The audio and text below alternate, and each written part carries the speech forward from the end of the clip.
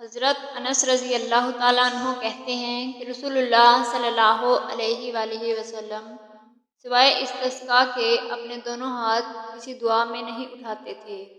آپ اس میں اپنے دونوں ہاتھ اتنے بلند کرتے کہ آپ کے بغلوں کی سفیدی نظر آنے لگتی۔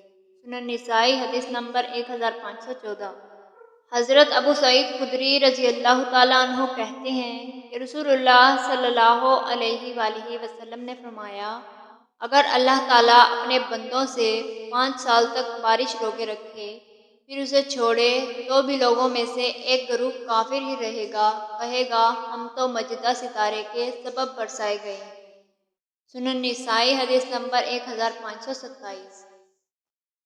ام المومنین حضرت عائشہ صدیقہ رضی اللہ تعالی عنہا کہتی ہیں کہ اللہ تعالیٰ نے نبی اکرم صلی اللہ علیہ وآلہ وسلم پر وحی نازل کی۔ میں آپ کے ساتھ تھی، میں اٹھی اور اپنے اور آپ کے درمیان دروازہ بند کر دیا۔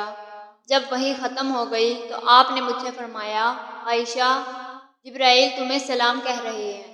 سنن نسائی حدیث نمبر 3405۔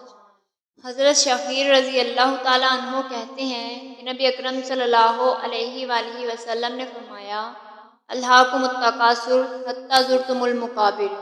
کثرت و زیادتی کی چاہت نے تمہیں غفلت میں ڈال دیا یہاں تک کہ تم قبرستان جا پہنچے۔ آپ نے فرمایا، ابن آدم کہتا ہے میرا مال کہتا ہے، لیکن حقیقت میں تمہارا مال تو صرف وہ ہے جو تم نے کھا پی کر ختم کر دیا، یا پہن کر بوسیدہ اور پرانا کر دیا، یا صدقہ کر کے اسے آخرت کے لیے آگے بھیج دیا۔ سنن نسائی حدیث نمبر 3643۔